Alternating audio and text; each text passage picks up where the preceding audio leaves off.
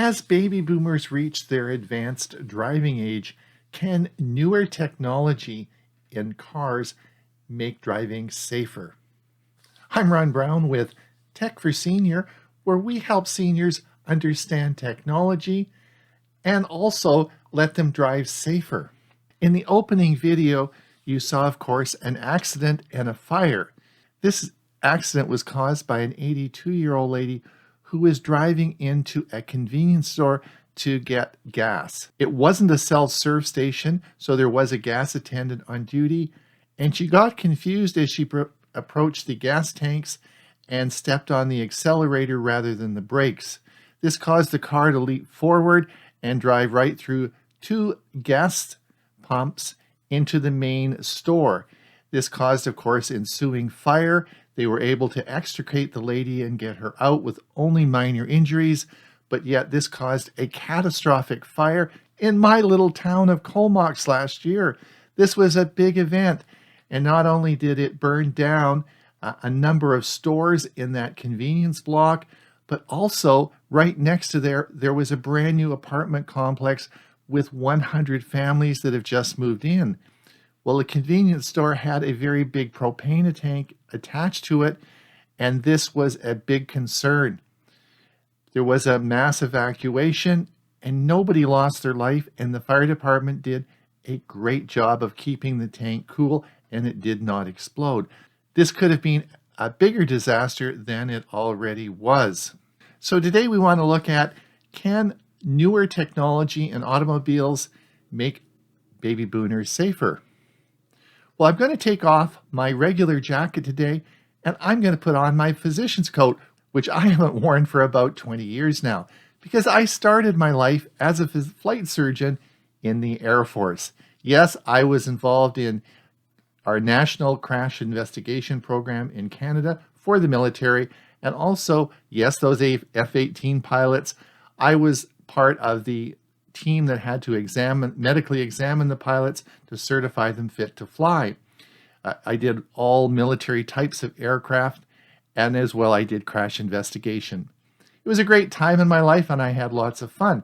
But after I left the military, I also continued on with medical examinations for commercial truck drivers.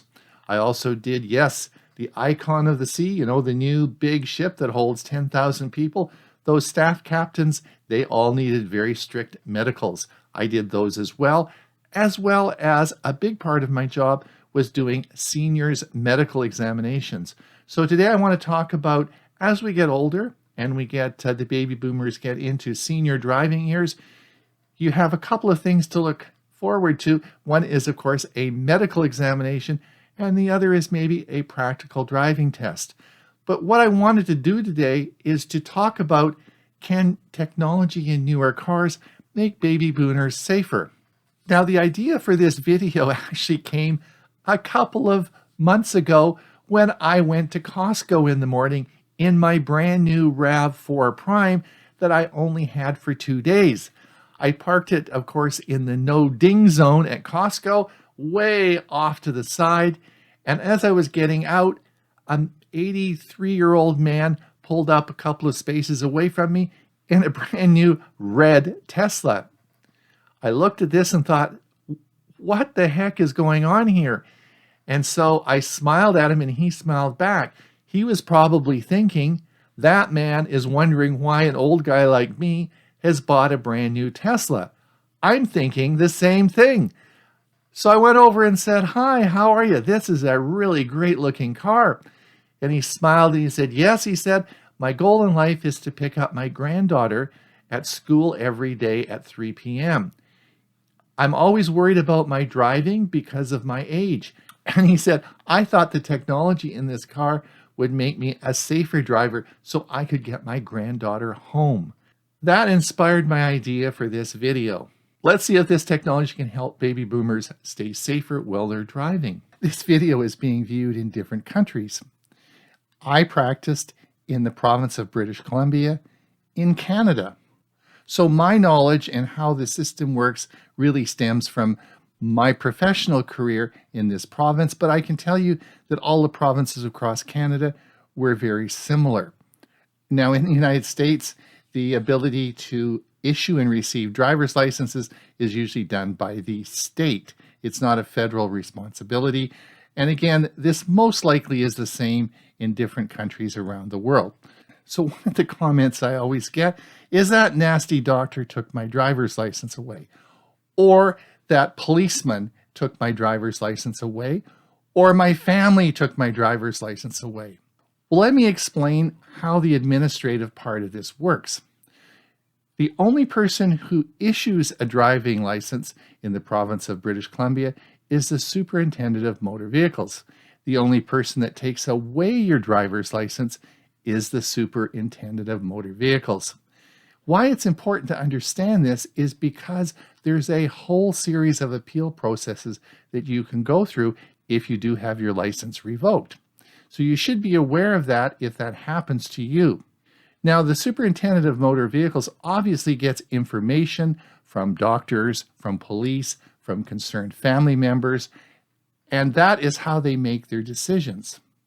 Now, the decision whether to allow you to drive is really based on two inputs. One is the medical exam input, and the second is a practical driving test, usually done at a motor vehicle branch. So you have two things to watch for. Let me talk a little bit about the medical examination to start with. Now, many years ago, this is a long time ago, when I started doing driving medical examinations, they ticked along fairly early in life, probably around 60 or 65, I don't remember specifically, but they automatically were printed out, sent to you, and you had to take them to your physician and get them completed and return them to the motor vehicle branch. It was very interesting. At the bottom of the form, it always said, is this person fit to drive? And I had to either tick yes or no and sign it. Well, I had no idea whether that person was fit to drive. It was really a very poorly worded document. As time went on, they changed the document, and the document said, are there any medical conditions that might affect their driving? And you said either yes, and then will we follow up, or do you want us to follow up? I remember that part of the form very well. And then they added at the very end, do you recommend a practical driving test? That was really helpful, and I would either tick yes or no. And then the form was signed and sent to the Superintendent of Motor Vehicles. Now, over the years, a number of things have changed, and now in British Columbia, you don't require a driving medical exam unless you're over the age of 80. This probably reflects the severe shortage of physicians and medical personnel we have in the province, although they do about 70,000 driver medicals in the province of British Columbia each year. But before that, you will probably have to go every 5 years to have your license renewed at the motor vehicle branch. They'll ask you some medical questions and if you had any health issues, and that may trigger a medical examination or a practical driving review based on those questions. Also, they'll probably also do an eye exam with a peripheral vision check, just to make sure you can see when you're driving, which is a really important thing. So seniors should expect, as you get older, that when you get your motor vehicle branch, when you go to the motor vehicle branch to get your driver's license renewed, you will get a questionnaire about your health and probably an eye exam. How often that occurs will probably depend on the location you're in, country, state, etc.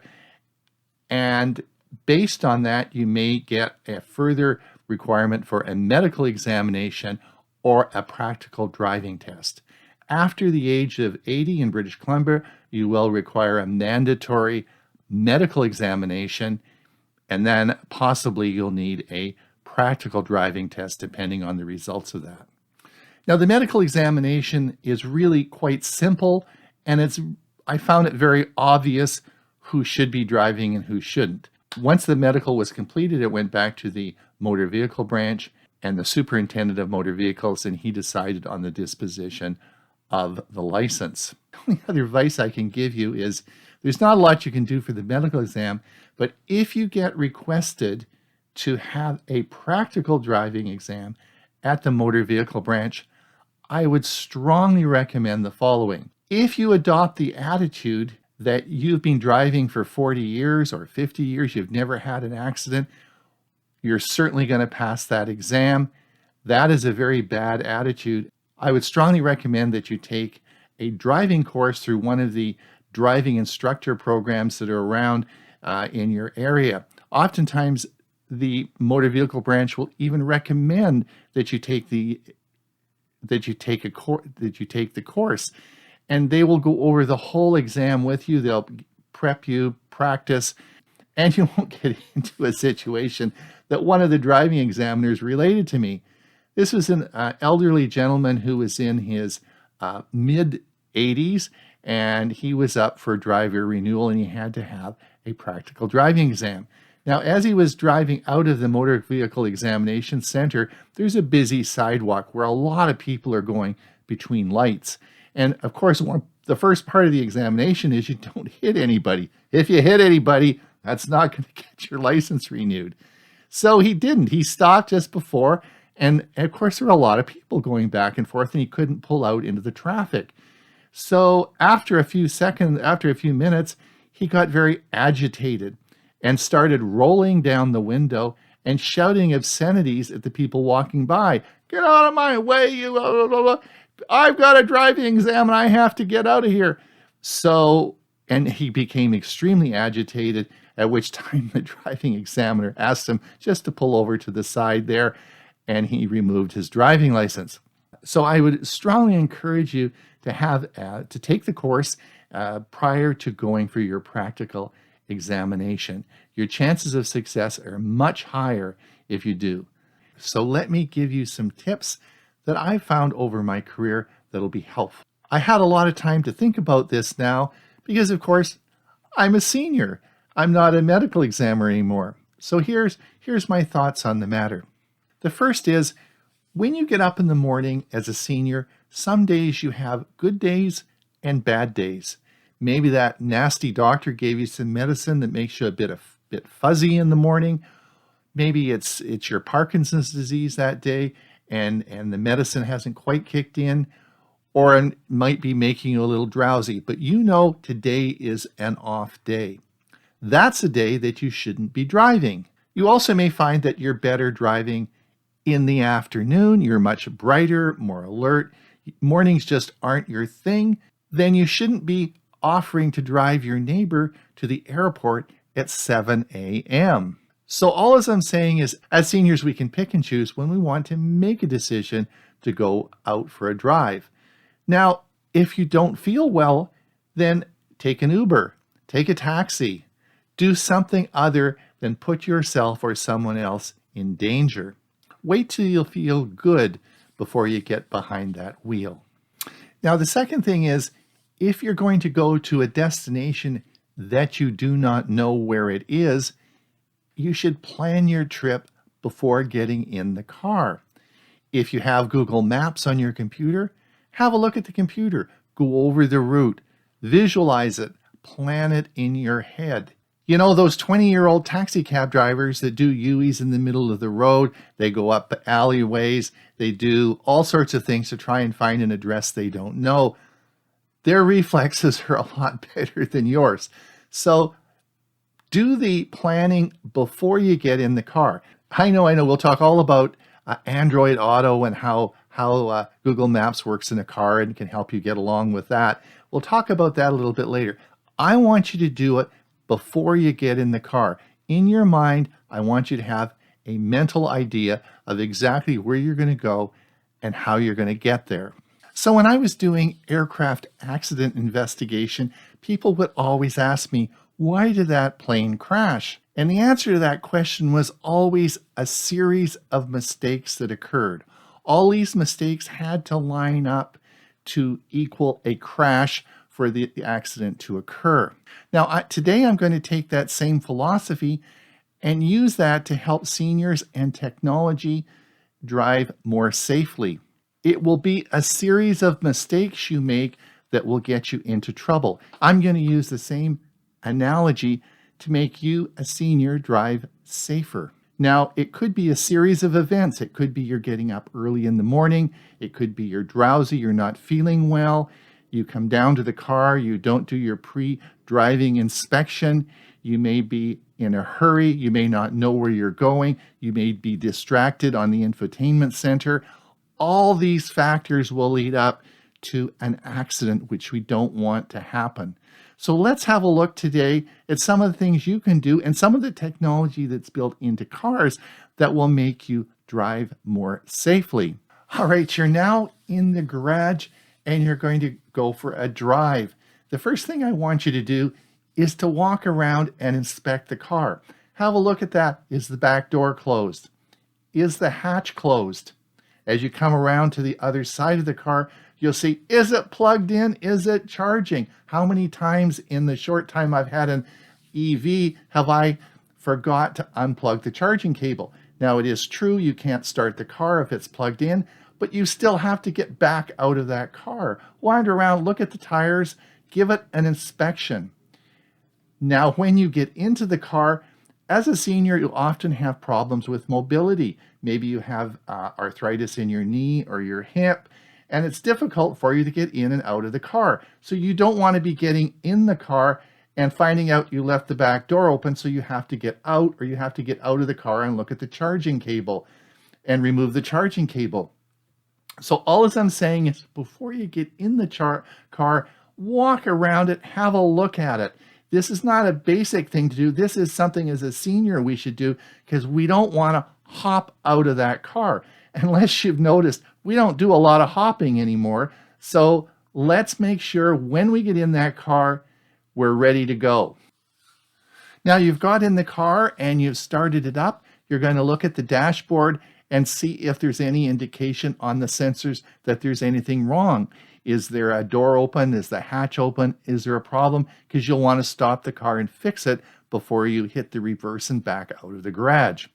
Now you do decide everything is fine, you hit the reverse, and the first thing that is going to happen is the backup camera is going to come on.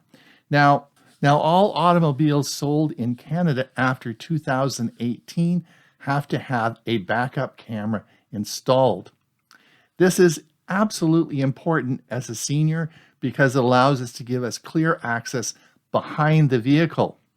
We also have sensors behind the vehicle that allow to identify children playing or any obstacles.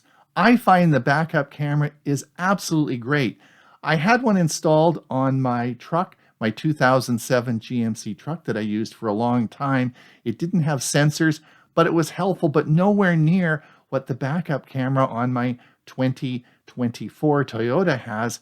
It's amazing. Even in the dark, it lights it up behind and tells me if there's anything there.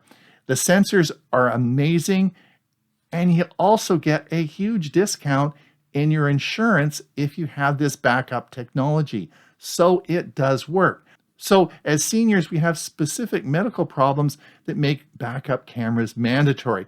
And one of them is the ability to turn.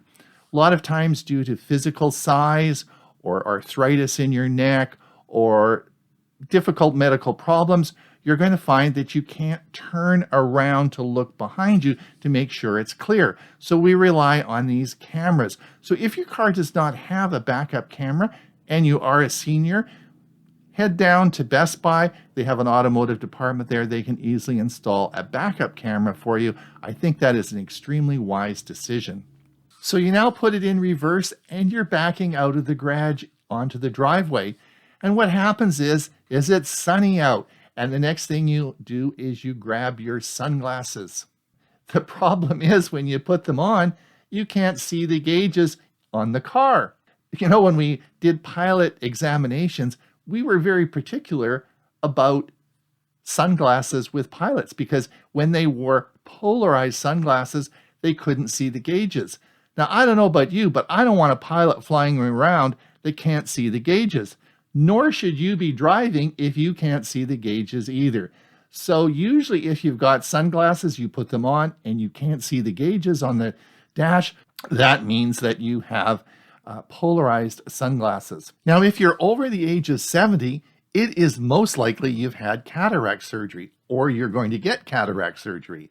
Now, cataracts are opacities in the lenses that allow light through to the retina. And of course, part of the problem is things get a little hazy because you can't see, of course, and also darker. And after cataract surgery, when we put nice new clear lenses in, the sun pours in. And everyone after they have cataract surgery have a terrible problem with photosensitivity. The light really bothers them, so you have to wear your sunglasses. Now, this can actually go on for a number of years. I know my wife had it done 2 or 3 years ago, and she still has to wear her sunglasses when she's driving. It bothers her. So this is something that's going to go on for quite some time. So you will need sunglasses when you're driving. This is very important. And I don't want you to be like my mother, who at 85 years old was driving down the highway, and she was always lifting her sunglasses up and down because she couldn't see how fast she was going. So she would lift her glasses up and look, her sunglasses up so she could see the gauges, and then she'd put them down and drive for a while. How distracting is that? Remember, that's one of the issues that is coming up to an accident is distraction. So we want to make sure that go to your optometrist, get a proper set of sunglasses that you can see the gauges. Don't be messing around with your glasses as you're driving. Now, you're driving along the road and you want to make it pull into the left-hand lane. Blind spot monitoring is essential as a senior citizen. Most modern cars today have sensors on the left and right-hand side of the vehicle that will let you know if another car is approaching you in your blind spot. If you're trying to make a left turn into that lane in a dangerous situation, well, you'll be notified, and in some cases, the car won't let you make that turn. This is of particular importance as a senior for a number of reasons. The first is peripheral vision. There are many medical conditions that affect your peripheral vision. This is one of the things, as I mentioned earlier, the motor vehicle branch will be checking. Because the conditions such as glaucoma, the first symptom is often loss of peripheral vision. And you can't see to the left. You have no idea if that car is there or not. So blind spot monitoring is essential in that situation. The second situation is, of course, as seniors, we don't turn our neck as well. Why? Well, we often have arthritis in our neck. We might have mild arthritis. Some people actually have very disabling arthritis called rheumatoid arthritis. And this is very painful and difficult for them to turn their neck, and they can't actually look to the left to see a car there. And the third condition might even be ankylosing spondylitis. This is an arthritic condition where actually your neck fuses. The arthritis is so bad, the cervical spine fuses, and you have to turn your whole body to turn and look to the left, and you can't see any cars that are coming on that left. And it's a very unsafe situation, and blind spot monitoring is mandatory in those situations. So blind spot monitoring is so important when you're purchasing a car. Now, most new vehicles will have some sort of pre-collision warning system. Toyota calls this a PCS, pre-collision system, but many different manufacturers call it different things. But the idea is that there are sensors in the front of your car looking forward, and they're looking for a number of factors. They'll stop the car if there's an imminent collision. In other words, if you're approaching a car at a high rate of speed, indicating that you're not seeing this vehicle, then it will stop. It also looks for pedestrians and bicycles, and will also stop if those are in the way. This is so important. Now, let me give you a little tip here. As seniors, I'm going to tell you our reflexes just aren't as good as a 20-year-old. You know those 20-year-olds that are going around, they're texting, they're talking on the phone, they're doing distracted things. Well, we have the wisdom. We're smarter than those 20-year-olds. We have the wisdom. And the wisdom tells us that we should stay focused on the road 100% of the time and not be messing around with those infotainment systems or trying to figure out where you're going on Google Maps. We need to stay focused on that road so we stay safe. Please follow that, and so we stay safe. But as you approach that crosswalk on a dark, rainy night, and someone with a black dog wearing a black hoodie with black pants and black sneakers is walking across an unlit crosswalk. Now, how in the world is anyone supposed to see that person at 11 o'clock on a rainy night in the dark? Well, as a senior, you're not going to see them, but a 20-year-old isn't going to see them either. That's where your pre-collision warning system will identify that individual and stop the car. So this is a very important piece of equipment that you should have on your car. If you're considering the purchase of a new car, this is something that's extremely important to have. All right, you've come up the ramp and you've reached 65 miles an hour on the highway and you're driving along. The first thing is, let's talk about cruise control. Now, I have traveled across Canada twice, all the way to Newfoundland, pulling my fifth wheel and back twice. I've done it twice across the United States from the East Coast to the West Coast, pulling again my 38-foot fifth wheel. As you'll see in this picture, I've almost worn out the switch for cruise control. Yes, most of that driving was driven under cruise control. One of the big factors that seniors have is fatigue.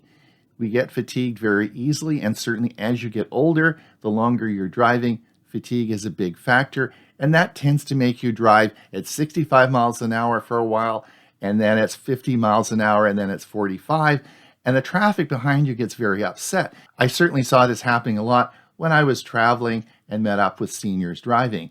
So cruise control is a way in which it's going to help you relax, and it's going to keep you at a constant speed, which will make you safer. People who say to me, I don't like cruise control. Most often those are people who have never used cruise control. They don't know how the cruise control works on their new car. They don't know where the buttons are. My advice, if you're going to be doing some highway driving, go out and practice. Know how those buttons work on your control, know how to set the cruise control, and it will be very helpful in reducing fatigue while you're driving. And again, that will make you a safer driver. Now, the next feature is called variable speed control or variable cruise control. It's called different things on different cars. And I think this is like sliced bread. This is such a cool feature. And I wish I had had it on my GMC truck when I was traveling. Unfortunately, when I purchased my truck in 2007, they didn't put variable speed control on trucks. It was only available on automobiles. So what variable speed does is once you have your cruise control on, and of course you're approaching a car that may be doing 50 and you're doing 65, your cruise control will automatically slow down to 50 miles an hour, whatever the speed of that automobile is. If you then turn on your blinkers and you go to the left and you get in the left lane, you will then speed up and go around the car, and it'll take you back up to whatever your preset highway speed was. This is so helpful when you're driving long distances, and it was something I really missed in all the driving I did. I'm so happy it is now on my 2024 RAV4 Prime, and it works great. The final topic I want to talk about today is lane assist. Now, lane assist may mean different things on different vehicles, but I'm going to explain it on my 2023 and 2024 RAV4s. Now, on my 2023 RAV4, when I turn the lane assist on while I'm on the highway, it identifies the left and right lines on the road that indicate the lane. And if I wandered off to the left or wandered off to the right, it would warn me with a beeping sound and turn the car back into the lane. Now, when I moved from 2023 to 2024 to my Toyota RAV4 Prime, I was absolutely surprised at the change in the lane assist feature. The lane assist feature on my 2024 RAV4 Prime actually will hold the car in the center of the lane. When I turn the lane assist on, it keeps the car in the center of the road. Now, this is really interesting because you're going to say, Ron, If you have variable speed control and you have your speed control on and it's holding the car in the center of the lane, don't you have a self-driving car? Well, you actually do, and it's very interesting, but that is a topic that I plan on doing another video about, and I think it is interesting technology. I think it can be very helpful for seniors. But of course, it is going to require some training and getting used to. So I hope to do another video about that in the future. So hopefully some of the things I've talked to you today will allow you to drive longer, but most important, be safer. It's Ron Brown with Tech for Senior. Have a great day.